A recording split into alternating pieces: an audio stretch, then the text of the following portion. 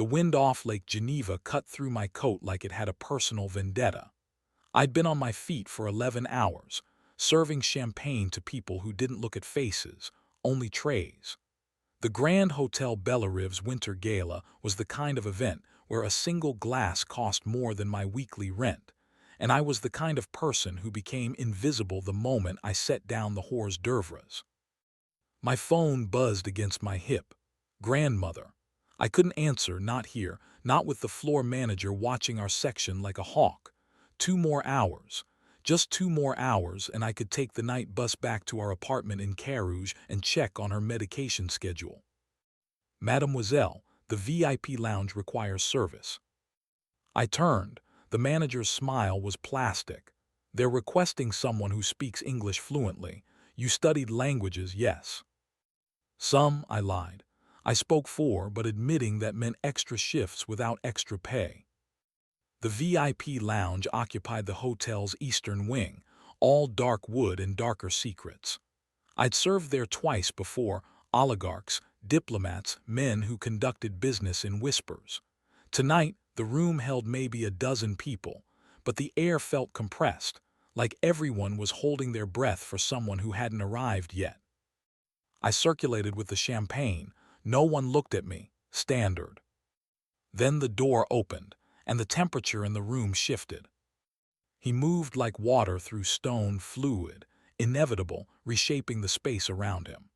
Charcoal suit that probably cost more than my annual salary, dark hair touched with silver at the temples, and eyes that cataloged everything in a single sweep. When his gaze landed on me, I felt it like a physical weight.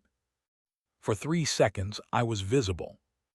Then someone approached him, and I became furniture again. My phone buzzed. Insistent, I glanced at the screen. Grandmother, third call. My heart kicked against my ribs. I shouldn't. I absolutely shouldn't. But if she was calling 3 times. I slipped into the service corridor and answered in Polish. Babciu, what's wrong? Kasia Kachini, don't worry, but I fell. Just a little fall. I'm fine, but I cannot reach the medication on the high shelf in my hip. Ice flooded my veins. Did you call the neighbor, Pani Kowalska? She's visiting her daughter in Lausanne. Kasia, I'm sorry, I know you're working. I'm coming, 20 minutes. Don't move, don't try to stand, I'm coming. I hung up and turned directly into a wall of expensive suit. He stood 2 feet away, head tilted slightly, expression unreadable. The man from the lounge. Up close, he was even more unsettling, sharp jaw, a small scar through his left eyebrow, and cologne that smelled like cedar and something darker, like smoke from a fire you shouldn't be watching. Polish, he said, not a question. Yes, excuse me, I need to. Your grandmother fell. My breath caught, you speak. Enough. He reached into his jacket and every nerve in my body screamed, but he only produced a slim wallet. He extracted several bills. I saw the purple flash of 1,000-franc notes and held them out. For a taxi. The night buses are slow and she needs you now.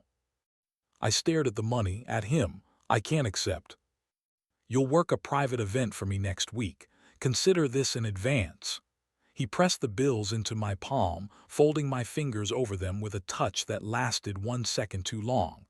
Go. I don't even know your name. Alexander Volkov. He stepped aside, gesturing toward the staff exit. The taxi rank is to the left. Tell them the Grand Bellariv will cover the fare. They know me. I should have questioned it. Should have wondered why a guest at a VIP event knew about taxi arrangements and staff exits. But grandmother was alone on the floor, and my hands were already moving, untying my apron. Next week, he called as I reached the door.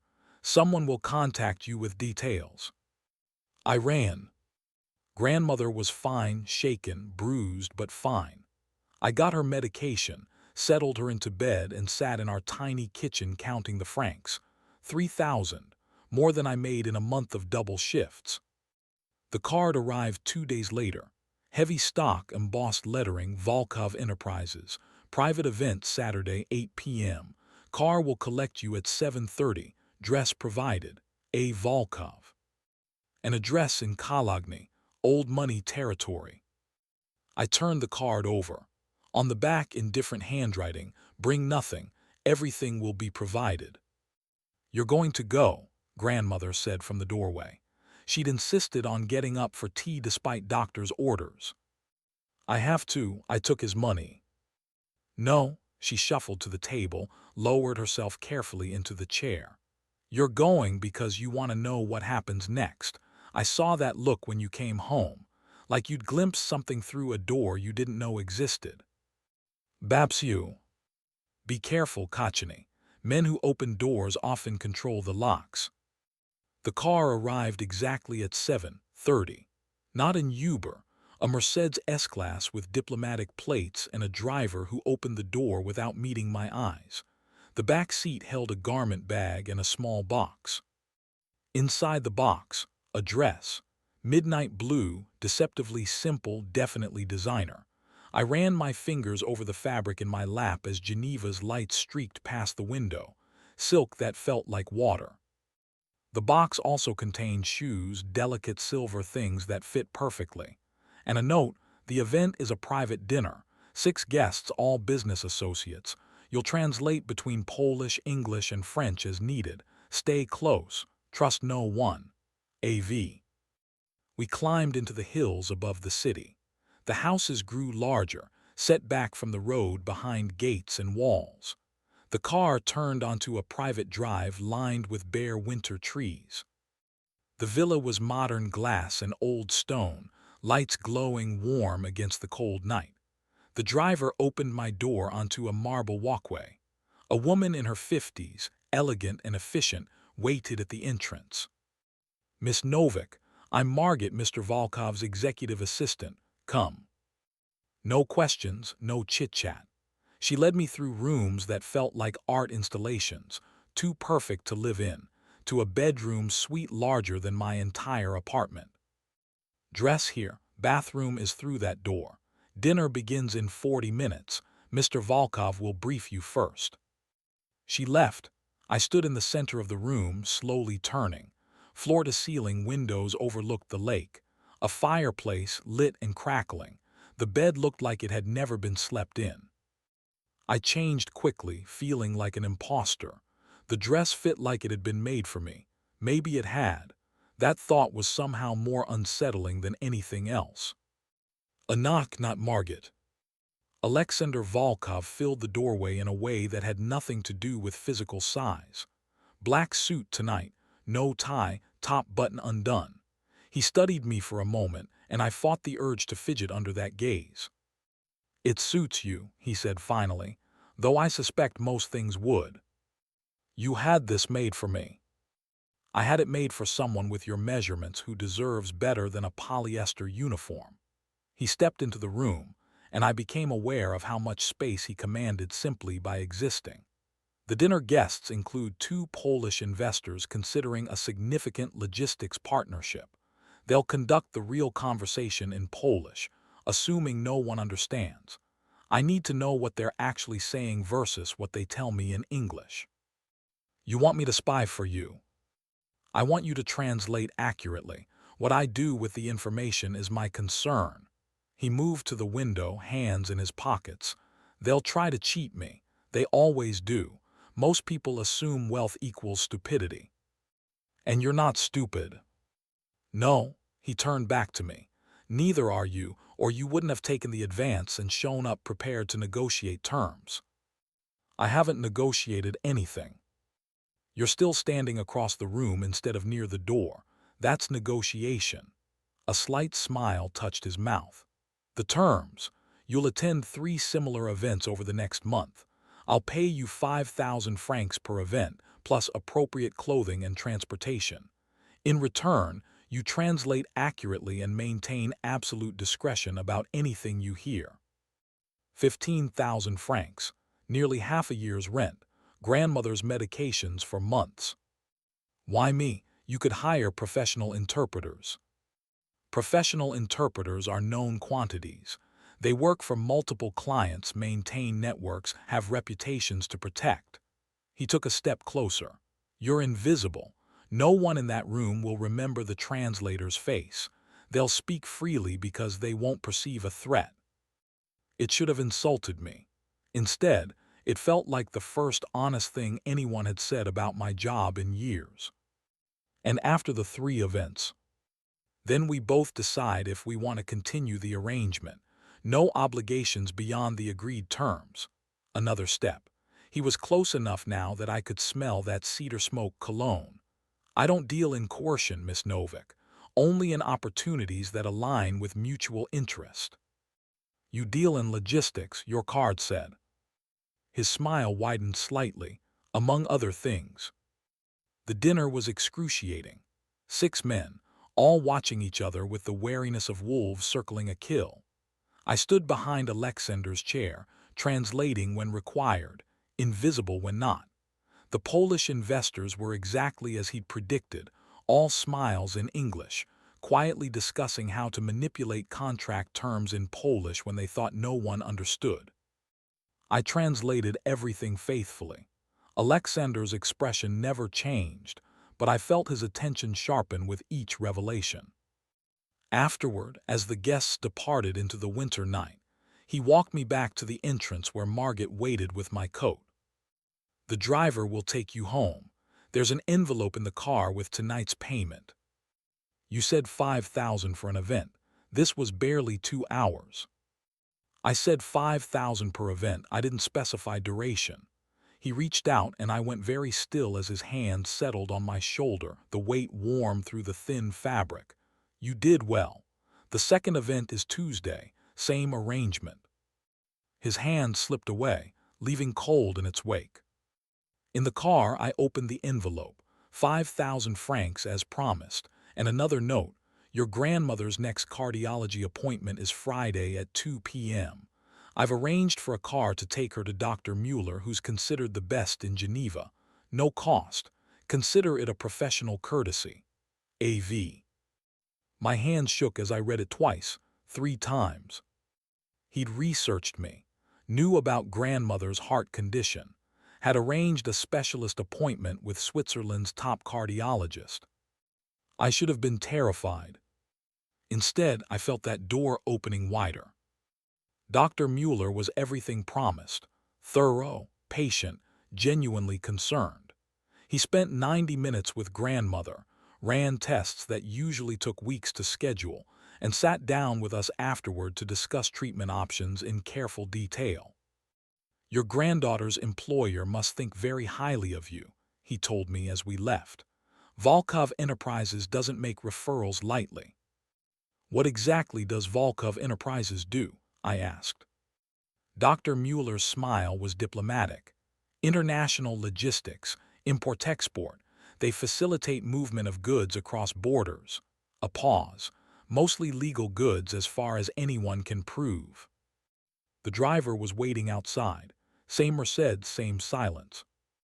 That night I researched Alexander Volkov properly.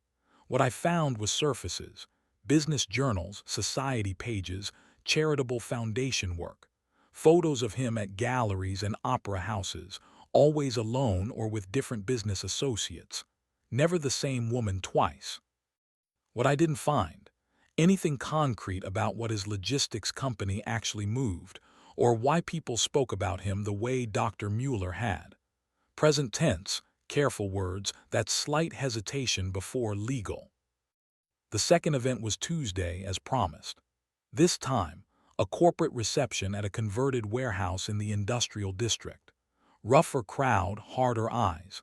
I translated for 4 different conversations, catching the subtext beneath the surface. Deals that weren't quite legitimate, shipments that would avoid certain customs checkpoints, percentages that would never appear on official ledgers.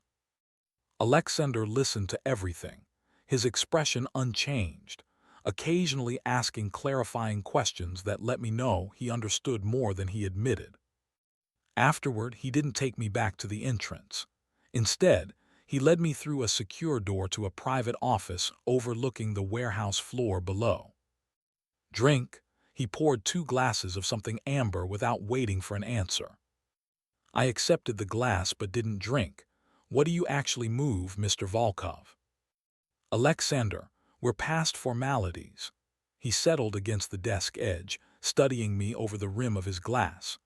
I move what people need when traditional channels are unavailable or undesirable. Art that can't be exported legally. Medical equipment for countries under sanctions. Currency for clients who need to move money without creating paperwork trails.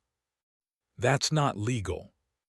It's not illegal enough to prosecute. There's a difference. He took a sip. I work in the spaces between laws, Kasha. I don't traffic drugs or weapons. I don't move people against their will. I facilitate access for those who can afford to pay for it. That's still morally complicated.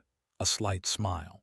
Yes, but no more complicated than a medical system that charges your grandmother 3,000 francs for medications that cost 50 francs to produce, or an immigration system that would separate families for paperwork delays. The world isn't binary, and neither is morality. I set down the untouched glass. Why are you telling me this? Because you're intelligent enough to figure it out eventually, and I prefer you hear it from me. He straightened, closing the distance between us. And because I'm going to offer you something more substantial than translation work. My heart was doing strange things in my chest. What? Come work for me properly. Executive assistant, translator, cultural liaison. Salary of 200,000 francs annually, benefits, housing allowance. You'd travel, attend important meetings, help manage relationships with international partners. His gaze held mine. You'd also keep my secrets. The room felt too small suddenly. That's an insane amount of money. It's the market rate for loyalty and competence. He reached out slowly, giving me time to step back, and brushed a strand of hair from my face. His fingers lingered briefly against my cheek. Think about it. You have until the third event to decide. When is the third event? Friday, black tie charity gala at the Beau Rivage. You'll need a different dress. His hand fell away, and I could breathe again. The driver will take you home, he said, returning to his desk as if we'd been discussing weather. The envelope is in the car. I left on unsteady legs. He's courting you, grandmother said when I told her everything that night. We were sitting at our small kitchen table, tea cooling between us. He's offering me a job. Kachani, she reached across and covered my hand with hers. Men like that don't offer jobs. They offer partnerships, dependencies, ties that become chains. Even beautiful chains are still chains. You don't know him. I know the type. Your grandfather worked for men like that in Krakow before we emigrated. Silk suits and steel underneath. They're very good at making you feel chosen, special, seen, until suddenly you realize you can't leave. I can always leave. She squeezed my hand. Can you? He's already paid for my cardiologist, created an obligation. That's how it starts. I pulled my hand away. Maybe I want to be chosen. Maybe I'm tired of being invisible. The words hung between us, harsh and honest. Grandmother sighed. Then go, but keep one foot always outside his door ready to run. And Kachani, don't let him see how much you need what he's offering. Need is leverage, and men like that collect leverage the way others collect art. The third event was everything promised. Geneva's elite gathered in the Beau Rivage Grand Salon for a charity auction benefiting children's hospitals. Ironic, given that half the attendees probably facilitated tax evasion that defunded those same hospitals. The dress Alexander sent was deep green, backless, with delicate beading that caught the light. It came with a jewelry box containing a single strand of pearls. The note, these belong to my mother. Consider them a loan for the evening. I put them on with shaking hands. Margaret collected me personally this time in a different car, a Bentley that smelled like leather and money. She briefed me during the drive. Tonight's guests include several from the Polish investment group, plus a competitor of Mr. Volkov's who will likely attempt to gather information. Be especially careful about what you translate in front of the man in the gray suit, Pavel Sokolov. He and Mr. Volkov have History. What kind of history? The kind that makes men very polite in public. The gala was a performance, wealth performing charity, power performing civility. I stood near Alexander as he navigated conversations with practiced ease, translating when required, observing always. Then Sokolov arrived. He was shorter than Alexander, stockier, with cold eyes that assessed everyone like merchandise. When he spotted us, his smile was all teeth. Volkov, still buying your way into respectability. Sokolov still failing at it. They shook hands like they were testing each other's grip strength. Sokolov's gaze slid to me. New assistant, she's prettier than the last one. Miss Novik is a cultural liaison, not an assistant. Alexander's hand settled at the small of my back, possessive in a way that sent heat up my spine, and considerably more valuable than you could afford. The conversation continued in thinly veiled hostilities. I translated a few exchanges for Italian and German speakers, aware of Sokolov watching me with too much interest. During the auction, Alexander bid aggressively on a painting, a Klimt sketch worth far more than any charity required. When he won at 400,000 francs, he leaned close to whisper, "That wasn't about the painting. That was about showing Sokolov I can outspend him without blinking. That's a very expensive gesture. Everything I do is expensive. I just choose what's worth the cost." Later, during the dancing portion, he didn't ask. He simply took my hand and led me to the floor. I went because refusing would have created a scene. His hand at my back again, burning through silk. We moved together with surprising ease. He was a better dancer than I'd expected.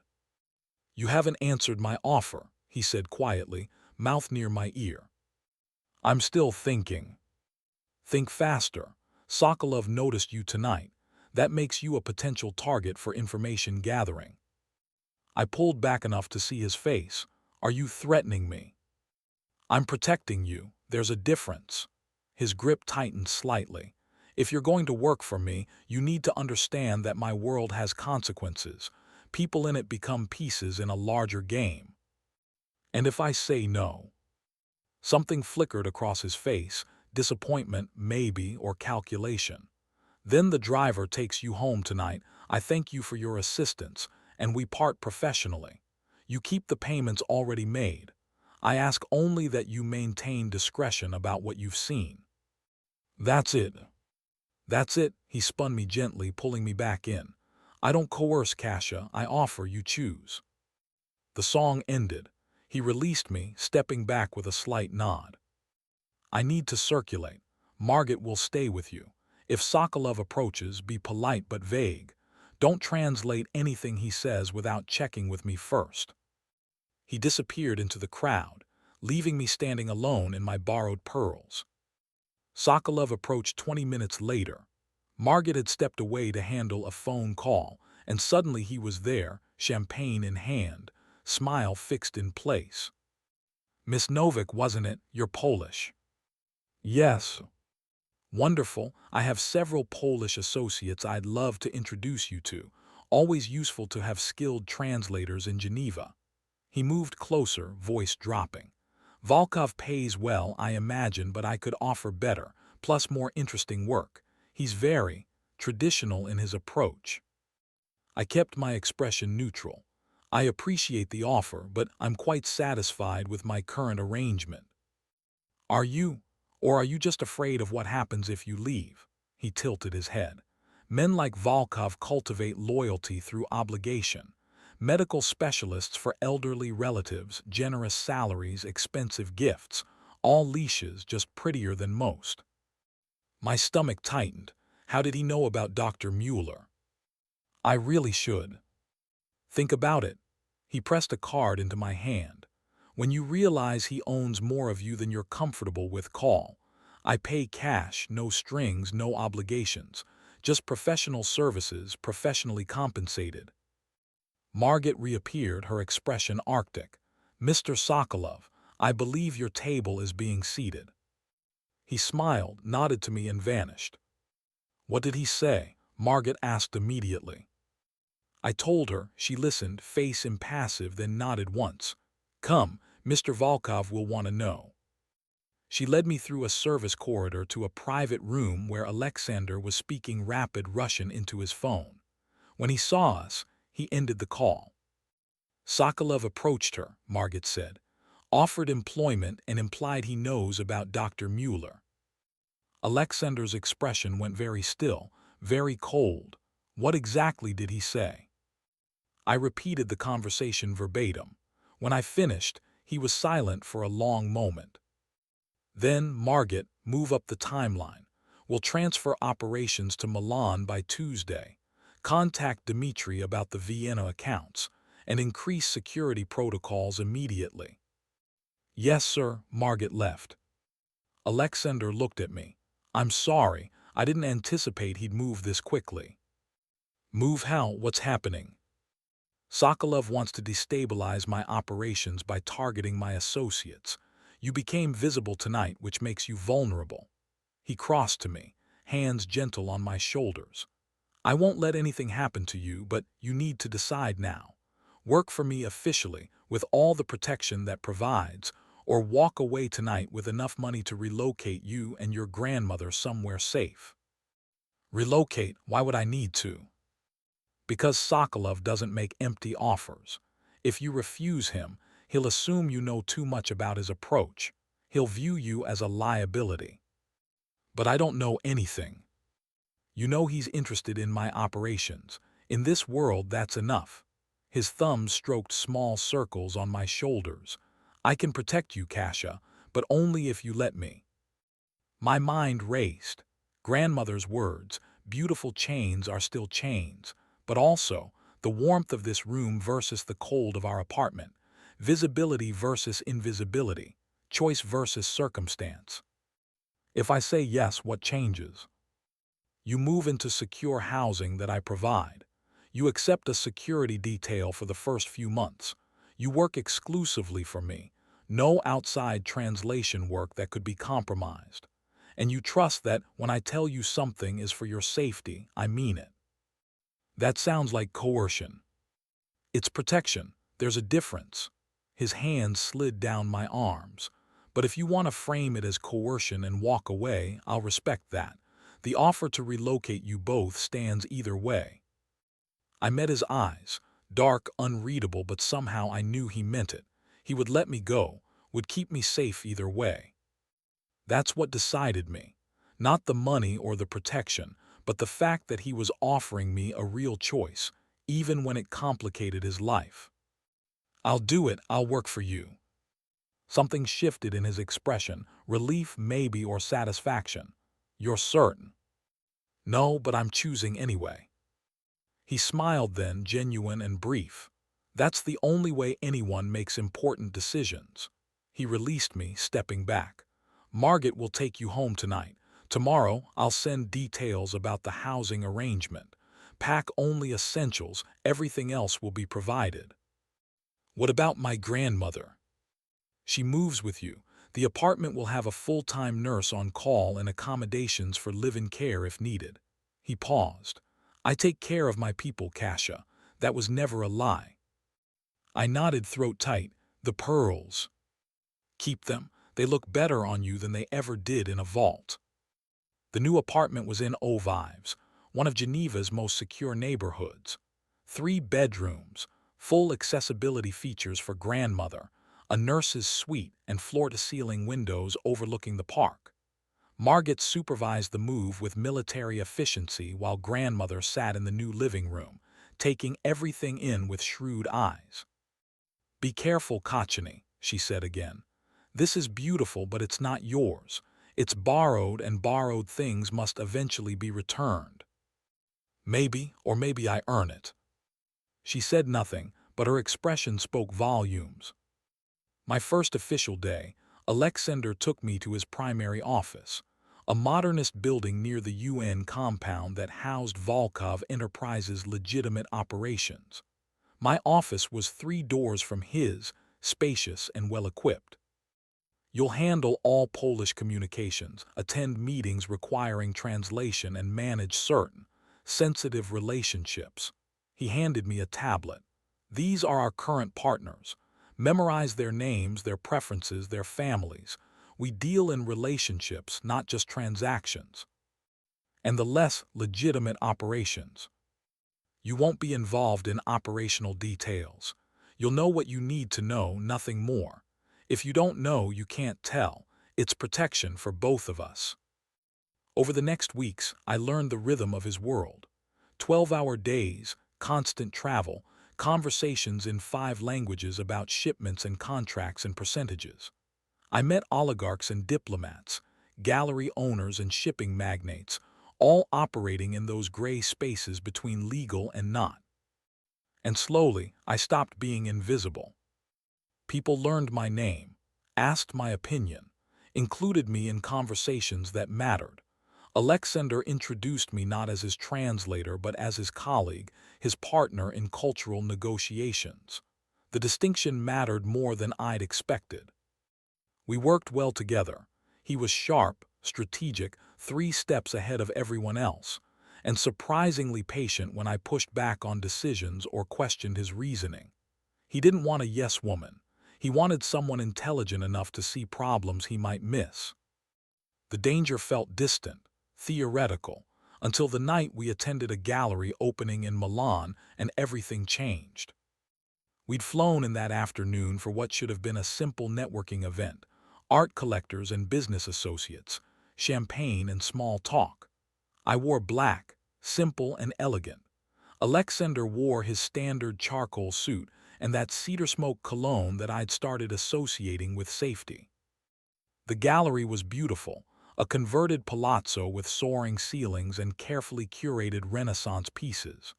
We circulated separately, as planned, managing different conversations. I was discussing a Caravaggio with a curator when I overheard 2 men speaking Italian near a sculpture. They were being careless, assuming the space was secure. Financial police have been briefed. They'll arrive at 10 p.m. with questions about the Vienna transfers. Sokolov's evidence is circumstantial, but enough to cause problems. Just need to keep Volkov here until they arrive. Create a scene, make it impossible for him to leave quietly. My blood went cold. I found Margit immediately, whispered what I'd heard.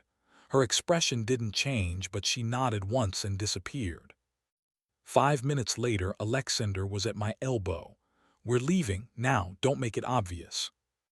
He took my hand, lacing our fingers together like we were simply a couple departing early. Margit was already at the exit with our coats.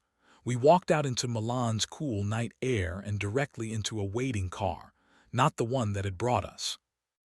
Go, Alexander told the driver.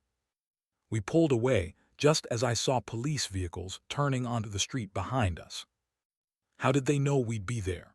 I asked as the car accelerated onto the autostrada. Sokolov has contacts in the financial police. He fed them information, probably partial truths mixed with implications, and timed it to cause maximum disruption. Alexander's jaw was tight.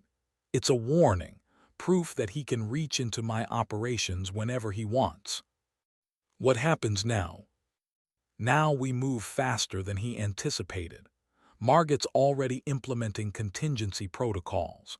We'll be in Switzerland within 2 hours, and by morning, several operations will have shifted structure enough to make his information useless.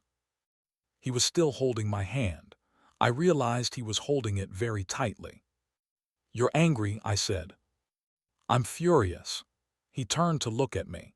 He could have triggered your deportation with this. Financial police investigations mean immigration reviews. If they'd caught us there, asked you questions, implied you were involved in illegal activities. But I'm not involved. Perception matters more than truth in these situations. His thumb stroked across my knuckles. I told you I'd protect you. I meant it, but Sokolov is making that complicated.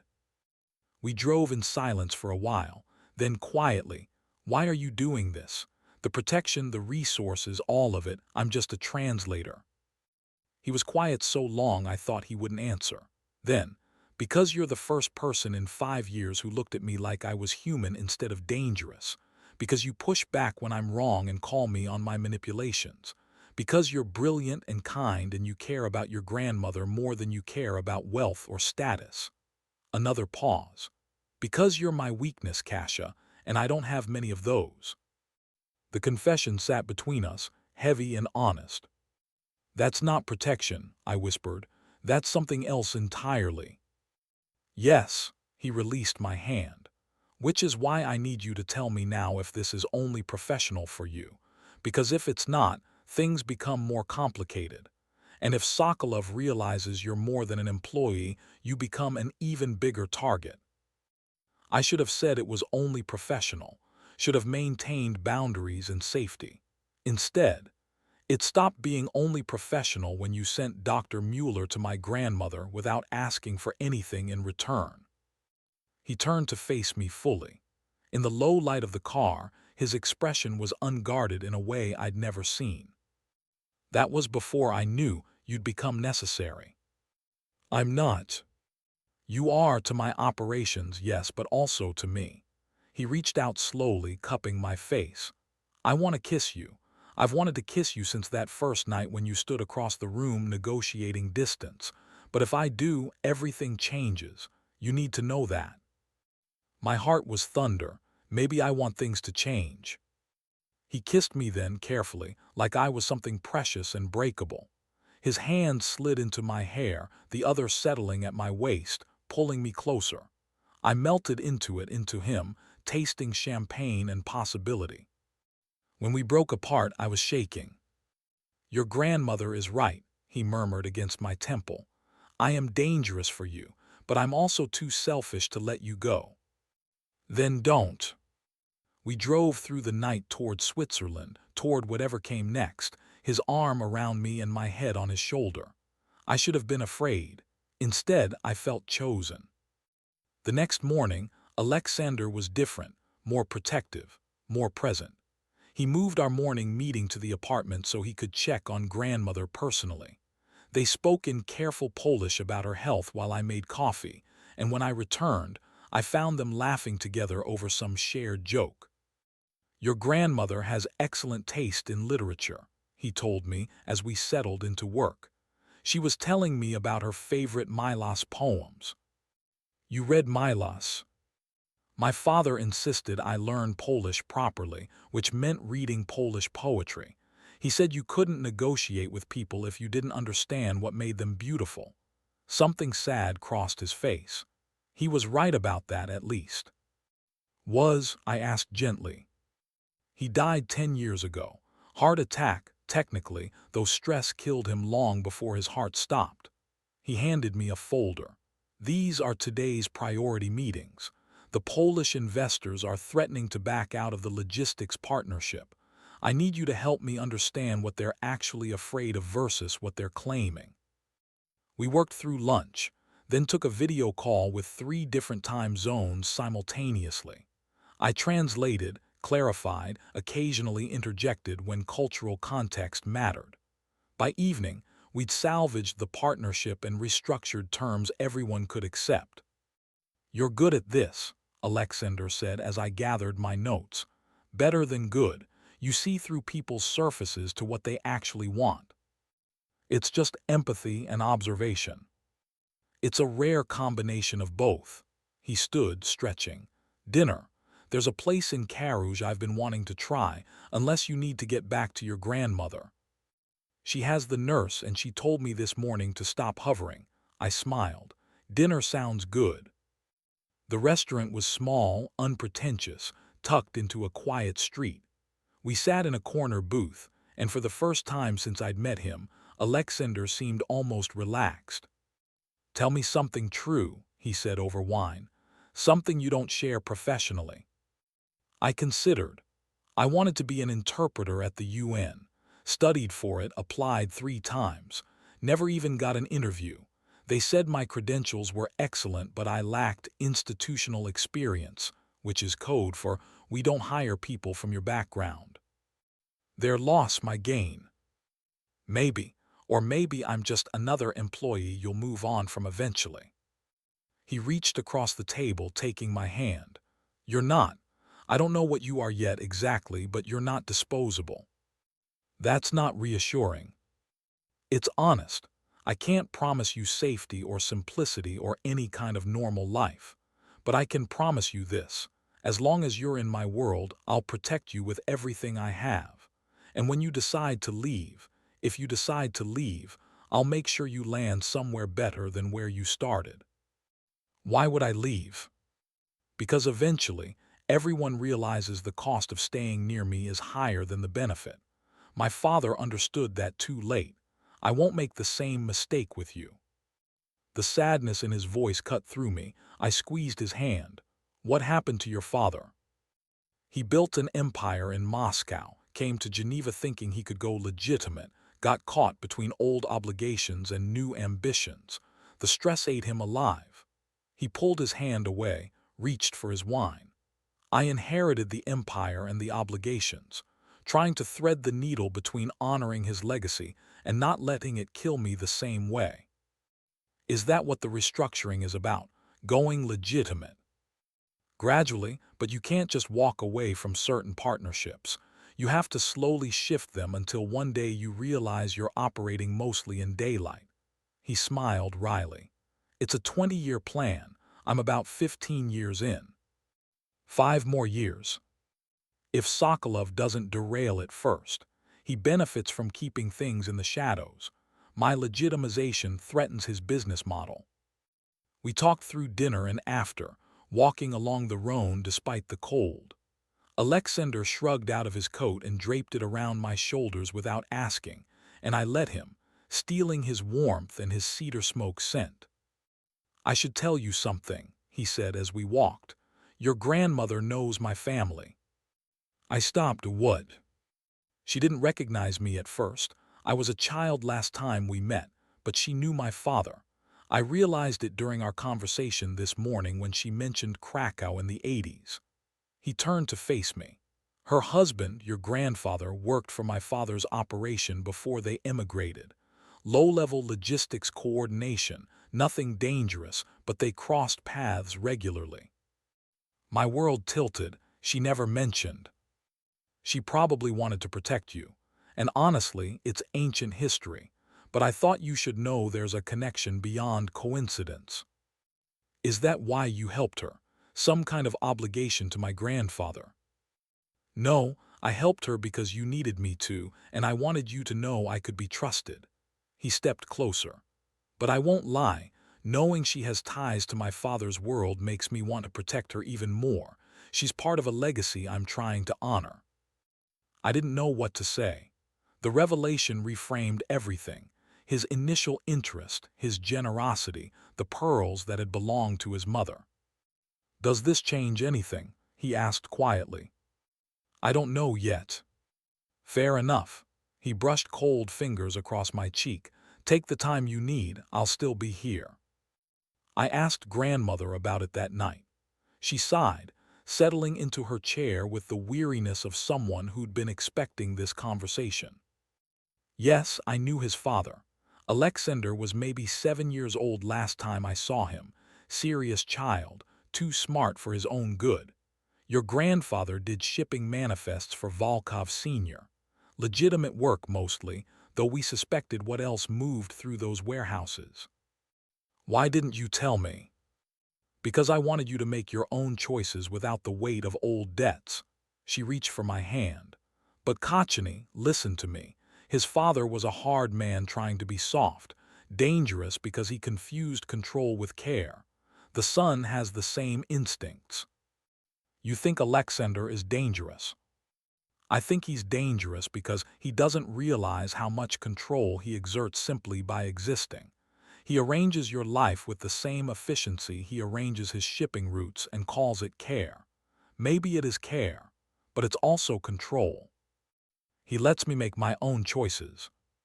Does he, or does he create situations where the right choice is obvious? She squeezed my hand. I'm not saying he's malicious. I'm saying be aware of the difference between choice and inevitability. I sat with that for a long time after she went to bed. Was I choosing Alexander, or had he orchestrated everything so carefully that choosing him was simply the path of least resistance? The answer mattered less than I wanted it to. 3 weeks later, we flew to Milan for a crucial meeting with the logistics partners. The deal would restructure significant portions of Alexander's operations toward legitimate shipping channels, a major step toward that 20-year goal. We stayed at a villa outside the city, old stone and new security. I had my own suite, but Alexander knocked on my door the night before the meeting, expression troubled. "Can we talk?" I let him in. He moved to the window, hands in pockets, shoulders tense. "Tomorrow's meeting is important. If it goes well, we shift 15% of operations into fully legitimate channels. If it fails, we lose momentum and Sokolov gains leverage." He turned. "I need you clear-eyed and objective, not distracted by whatever this is between us. Are you breaking up with me before we're even together?" A ghost of a smile. "I'm asking if you can separate professional from personal for the next 48 hours. I trust you completely, but I need to know you won't hesitate to translate something that might hurt me if it's what I need to hear." I crossed to him. "I've never lied in translation. Not for you, not for anyone. That's the one thing I won't compromise." "I know, that's why I'm asking." He pulled me close, resting his forehead against mine. "After tomorrow, things will be different.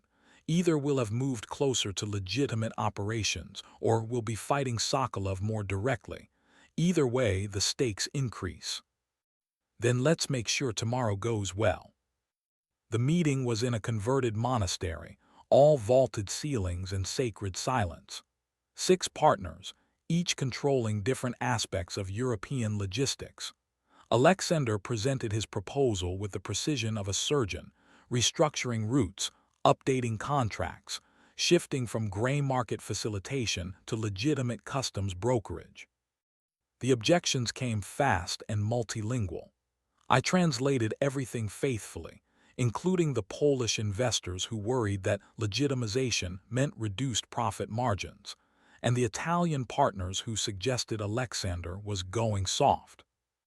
He handled each objection calmly, presenting numbers that proved legitimacy could be just as profitable with lower risk.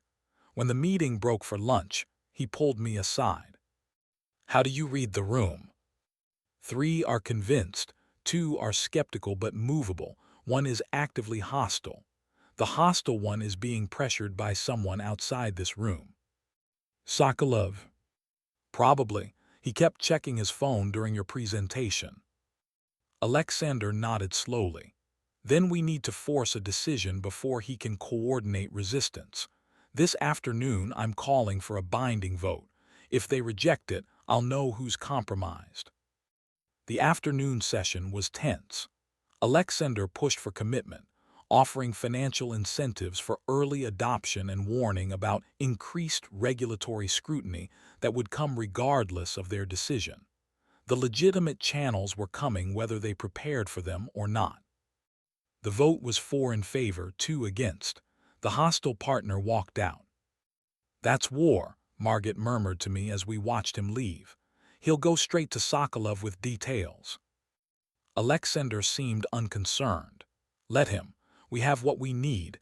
Majority approval means we can move forward. Sokolov will retaliate, but we'll be ready." That evening back at the villa, Alexander seemed almost light. He opened champagne, toasted the partnership, thanked me for keeping him honest in the moment. "You didn't flinch when you translated their doubts about my motivations." "You told me not to." Still, most people would have softened the phrasing, protected me from hearing how they really see me. He poured us both a glass. "That's why this works. You don't manage my ego." "Should I?" "God, no, I have enough people doing that already." He moved closer. "I'm glad you're here, not just professionally, personally." "Me too." He set down his glass and I watched something shift in his expression. Decision, determination, desire. When he kissed me this time, it wasn't careful. It was claiming possessive, like he'd been holding back and finally decided not to. I melted into it, hands fisting in his shirt, pulling him closer. He backed me toward the wall, hands in my hair, at my waist, everywhere. His mouth moved to my neck and I gasped, arching into him. Kasia, my name was rough in his throat. We should stop. Why? Because if we don't stop now, I won't stop at all. I pulled back enough to see his face. Then don't stop. You're certain? Instead of answering, I kissed him again and he groaned, lifting me easily. We made it to the couch, then decided the bedroom was a better idea, stumbling through doorways, laughing between kisses. Later, tangled in expensive sheets with his heartbeat steady beneath my palm, I felt safer than I'd ever felt. Chosen, protected, seen. I'm not letting you go, he murmured into my hair. Good, don't. The retaliation came 3 days later. Alexander received notice that Swiss financial authorities wanted to review certain international transactions dating back 5 years. The timing was suspicious, the scope was broad, and the implications were clear. Sokolov had escalated. How bad is it? I asked as Alexander read through the notification with Margit and his legal team. Bad enough to be disruptive, not bad enough to prove anything. He tossed the papers aside. Standard intimidation tactic. They'll find irregularities. Every business has irregularities. Issue fines, create headlines, damage my reputation with legitimate partners. Can you fight it? I can delay it, mitigate it, but not stop it. Sokolov has spent years cultivating relationships with financial regulators. This was always coming. The Milan deal just accelerated the timeline. Over the next week, the pressure increased. Stories appeared in business journals questioning Volkov Enterprises' practices. Partners called with concerns. The Italian associate who'd walked out was now giving interviews about questionable logistics operations. Through it all, Alexander remained eerily calm, working 18-hour days, restructuring operations, moving assets, preparing for an investigation he knew would find nothing prosecutable but everything damaging. You need to rest, I told him one night, finding him still at his desk at 2 a.m. I need to protect what I've built and the people I've put in danger by building it. He looked up. That includes you. If this investigation expands, they'll interview everyone in my organization. You'll be questioned about what you've seen, what you've translated. Sokolov will try to pressure you into testimony. I won't. I know, but you need to be prepared for how ugly this could get. He stood, cross to me. I'm moving you and your grandmother, not Geneva, somewhere safer, somewhere Sokolov can't reach easily. Where? I have a property in the Alps near Gstaad. Secure, isolated, fully staffed. You'll be comfortable and your grandmother will have excellent medical care. Margit will coordinate everything. You're sending me away. I'm protecting you. There's a difference. Is there? Or are you just controlling the situation like you control everything else? He flinched. That's not fair. Isn't it? You arranged my apartment, my job, my grandmother's care, our relationship, all of it orchestrated so perfectly I couldn't see I had no real choices. You always had choices. Did I, or did you just make some choices infinitely more appealing than others? I stepped back. My grandmother warned me. She said you'd confuse control with care. I thought she was wrong. Kasia, I'm not leaving. Not unless you tell me honestly that you're sending me away because it's easier for you to work without worrying about me. Stop framing this as protection when it's really about your comfort. He was silent for a long moment. Then, fine, you're right. It's easier if you're somewhere I know you're safe so I can focus on dismantling Sokolov's operation without checking my phone every 10 minutes to make sure you're okay. Yes, it's selfish. Yes, it's control disguised as care. But it's also true that you're safer away from Geneva right now. Then ask me. Don't tell me. Ask if I'm willing to go so you can work more effectively. Will you go to Gestadt so I can work more effectively? No, because you work better when I'm here keeping you honest. And because I'm not going to hide while you fight a battle that partly happened because of me. It's not because of you. It escalated because Sokolov realized I matter to you, which means I'm already part of this, whether you send me away or not. So stop trying to protect me from consequences I've already accepted. He stared at me. Then surprisingly he laughed, rough and exhausted. You're going to be the death of me. Probably, but at least you'll die honestly. He pulled me into his arms, and I let him, breathing in cedar and smoke and safety. Compromise, he murmured. You stay in Geneva but accept a security detail, and if I say we need to relocate fast, you don't argue. Deal. The investigation ground on. Alexander cooperated fully, producing records and documentation that showed mostly legitimate operations with a few gray areas that resulted in fines rather than charges. Sokolov's influence meant the process was slower and more invasive than necessary, but eventually even biased regulators couldn't find enough evidence to justify continued harassment. Throughout it, I watched Alexander navigate the pressure with remarkable control. He never lashed out, never showed the strain except in private moments when he'd close his office door and lean against it, breathing deliberately. I'm proud of you, I told him during one of those moments. For what? Surviving an investigation I should have prevented. For surviving it with integrity. For not cutting corners or threatening people or doing any of the things Sokolov would have done. He pulled me close. You make me want to be better than I am. You already are better, you just forget sometimes. The investigation closed with a settlement, substantial fines that would hurt but not cripple, public acknowledgement of some irregularities, agreement to enhanced oversight.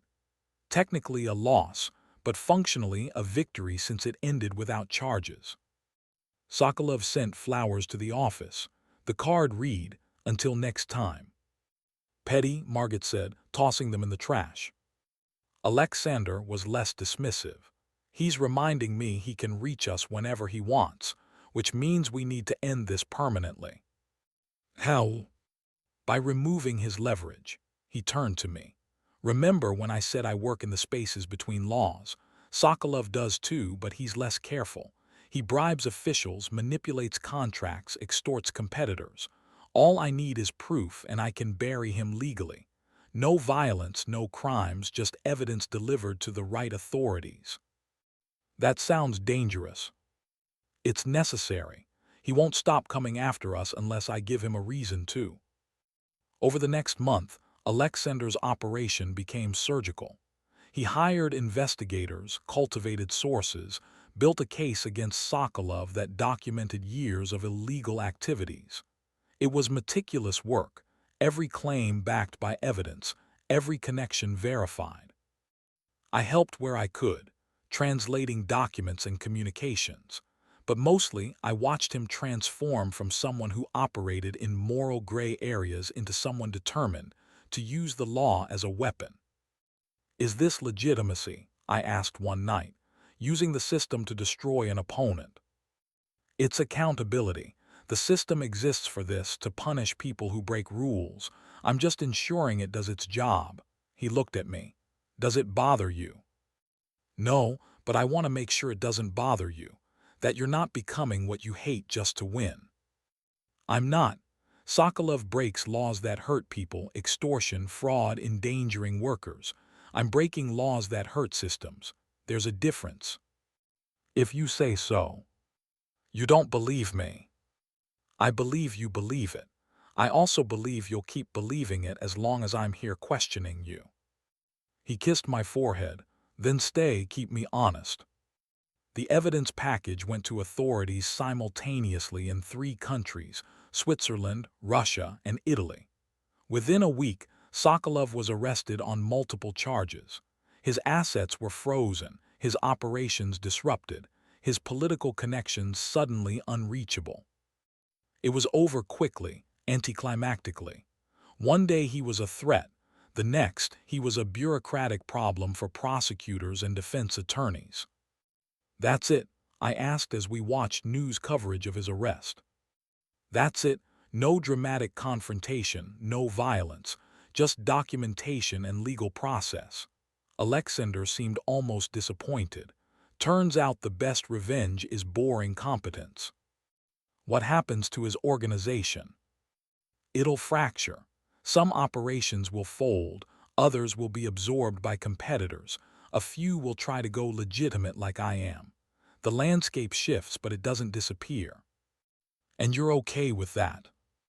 "I'm okay with him no longer being my problem.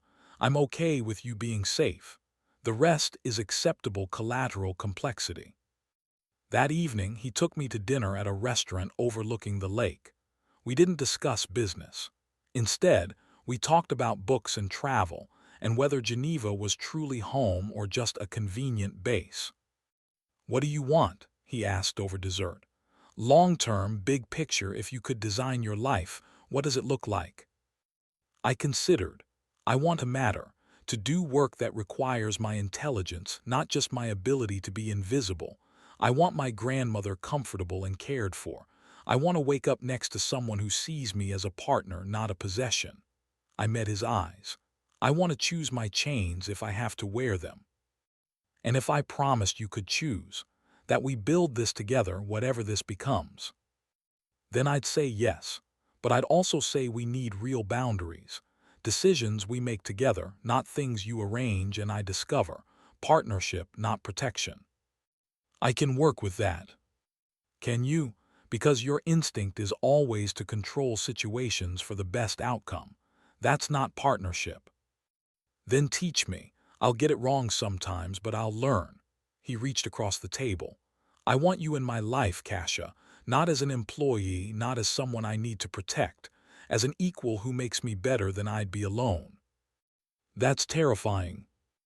"Yes, but so is being alone in a world that only sees you as dangerous or valuable, never as human."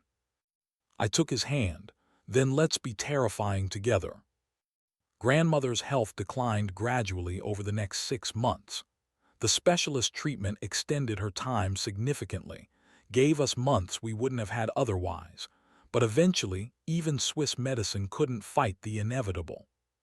She spent her final weeks in the Gstaad property Alexander had originally wanted to send us to, peaceful, comfortable, surrounded by mountains and snow.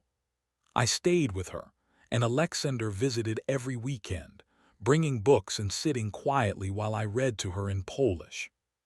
One afternoon, he and grandmother spoke privately. When he emerged from her room, his expression was strange, sad but lighter somehow. "What did she say?" "That she forgives me for being my father's son, and that she's glad you found someone who sees you." He pulled me close. "She also said if I hurt you, she'll haunt me, which seems like a legitimate threat given how formidable she is." Grandmother passed quietly one night in February in her sleep, with me holding her hand.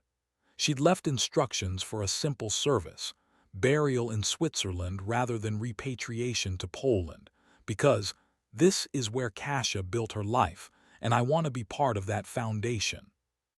At the funeral, I learned things I hadn't known. That Alexander had been paying for her care long before I officially worked for him. That she'd been advising him on Polish cultural matters for months.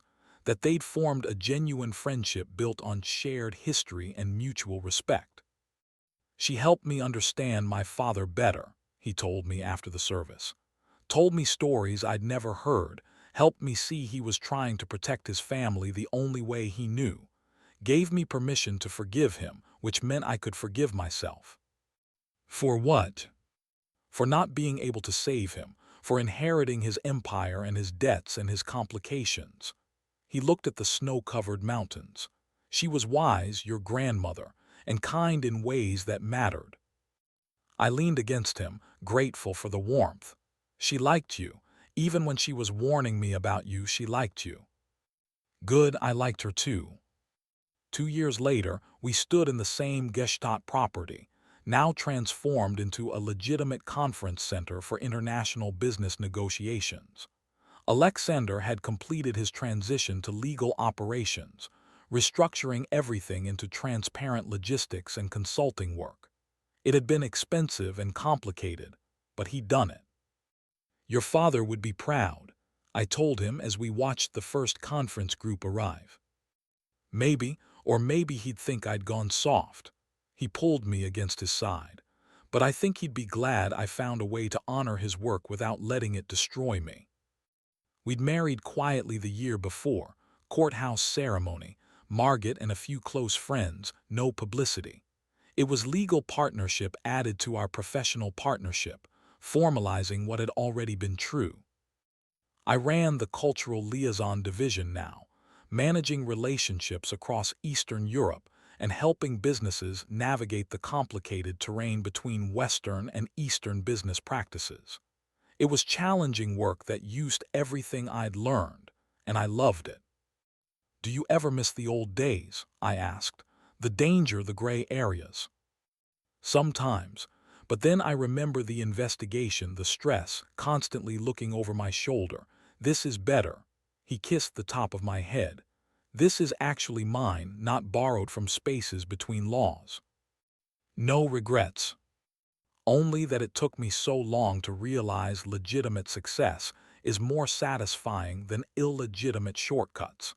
He turned me to face him, and that I almost missed you because I was too busy being dangerous to notice you being extraordinary. You noticed.